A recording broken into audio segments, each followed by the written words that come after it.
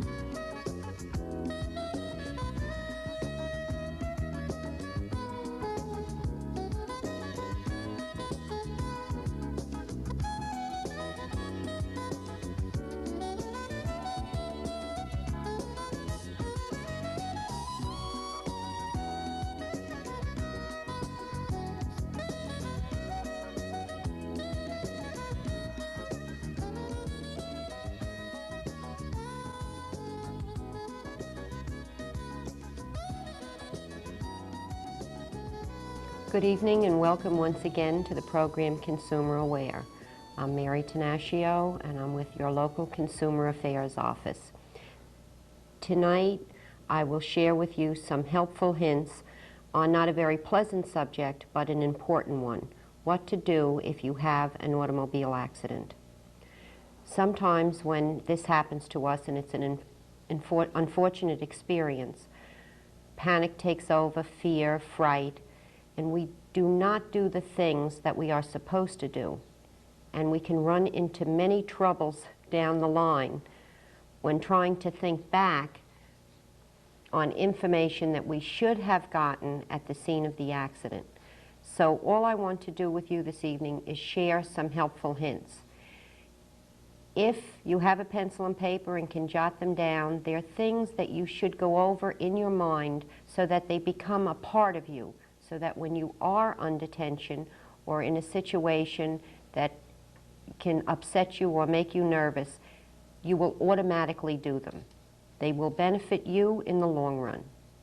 The first thing to do, if possible, of course, is to set up emergency flares at the scene of the accident, or to move the vehicle, if possible, off the main road and onto the side of the road in order to prevent traffic jams or other accidents from occurring. The next thing, if it is again possible, check for injuries in both cars or the amount of cars that would be involved in the accident. Check information with the other driver.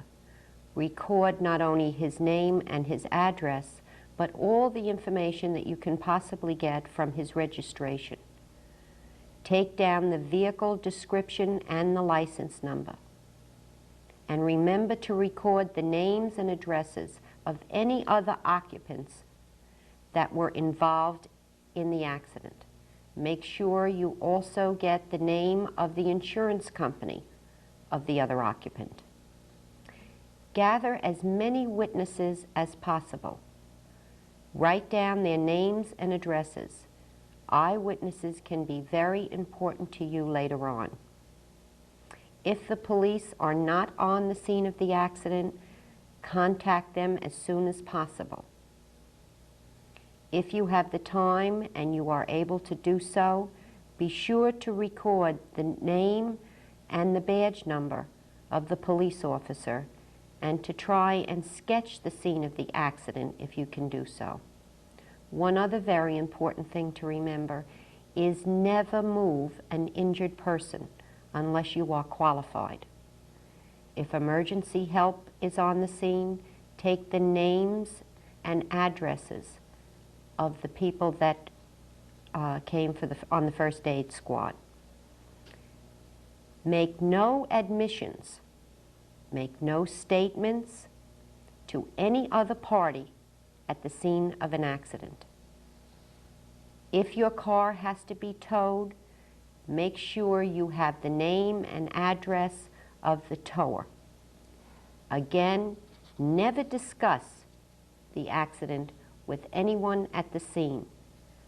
Cooperate, of course, with the authorities and answer their questions. But anything above and beyond that, refer all inquiries to your insurance company. Once again, thank you for tuning in. And if you have any questions or need any information, please don't hesitate to call your Consumer Affairs office. We are there Monday through Friday from 9 a.m. to 1 p.m. Please call or drop in, whichever is convenient for you. Thank you once again for listening, and good night. Multimedia constructionist, sculptor, Cathy visited East Brunswick High School this week.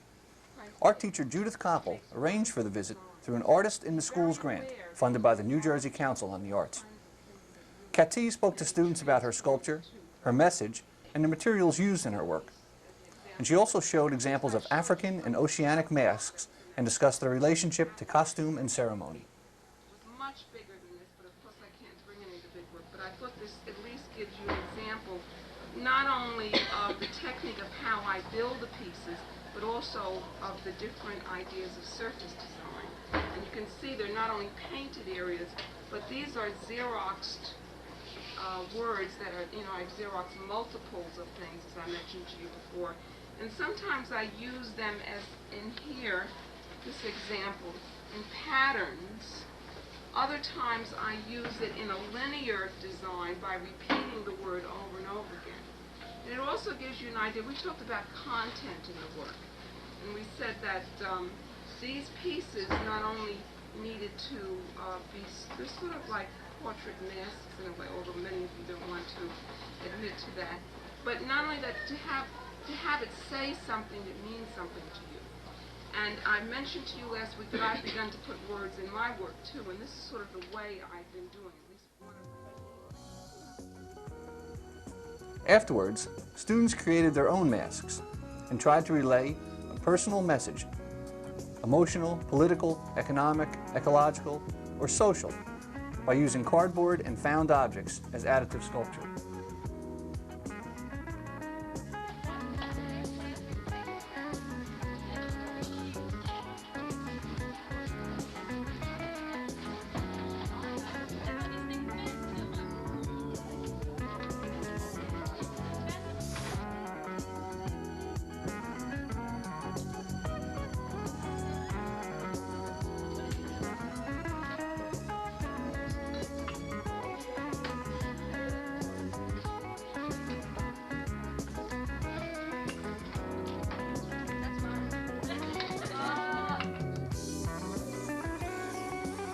In keeping with the artistic talents just displayed, remember, this is Art in the Schools Month.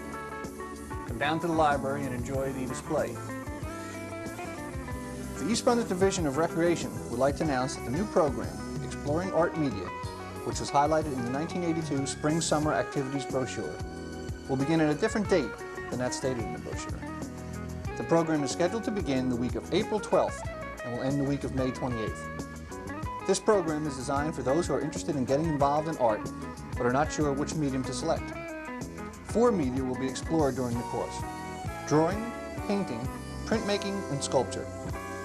The registration fee is $20 per resident and $25 per non-resident, and no one under the age of 16 can register. Registrations will be taken at the division headquarters on Dunham's Corner Road. The first day of registration will be Thursday evening, March 18th from 7 p.m. to 9:30 p.m. and the second will be March 19th from 8 a.m. to 7 p.m. Registrations can also be mailed to Division of Recreation, 334 Dunham's Corner Road, East Brunswick. The East Brunswick Division of Recreation is also accepting applications for the following positions for its DAISY Therapeutic Recreation Program: Home Economics Specialist, Nurse, Dance Movement Specialist, Nature Specialist, Photography Specialist, Licensed Van Drivers, Counselors, and Junior Counselors. All of these positions are from Monday through Friday, 9 a.m. to 4 p.m. They begin July 5th and run through August 20th. Applications can be secured from the Division of Central Services at the East Brunswick Township Municipal Building, Civic Center Drive. For more information, call 254-4600. At this week's council meeting, the township budget was not formally adopted by the council due to state budget actions taken by Governor Kane. The local municipal budget for the year 1982 was introduced on the 8th day of February 1982, whereas the public hearing on said budget has been held as advertised on March 8, 1982, and whereas the budget actions taken by Governor Kane have caused the township to amend the budget a second time, and whereas the township desires to adopt said budget on March 22, 1982. Now therefore be it resolved by the Township Council of the Township of East Brunswick, County of Middlesex, that the following amendments to the approved budget of 1982 be made. Do you want me to read all of these? No, just skip over to...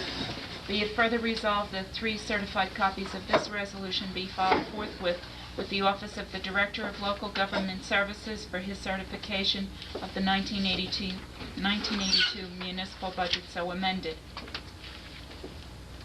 All right, you've heard the resolution. Move adoption. Is there a second? Second. All right, it's been moved by Mr. Connor, seconded by Mr. Hurt. The next topic of discussion was the installation of a new phone system for the municipality. The new system would be more efficient and offer enhanced capabilities over the existing system, and staff time would be saved by allowing outside calls to bypass the main switchboard.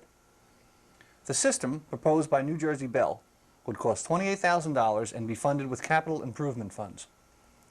Joe Miller from New Jersey Bell presented some ideas on the new system conversion. In looking at the system, it was the systems that you have in their day, yes, they were very adequate, and that was what was on the market at that time. But through increased technology, various different methods have been devised, and new technology has brought out new and different products to give management within your complex and within your township to control the capability to control costs.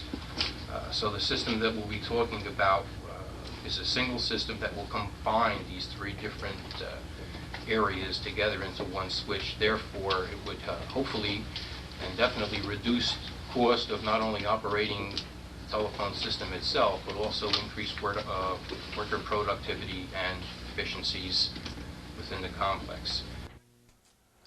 Later, the council voted to form a committee to plan strategy for resource recovery management in East Brunswick.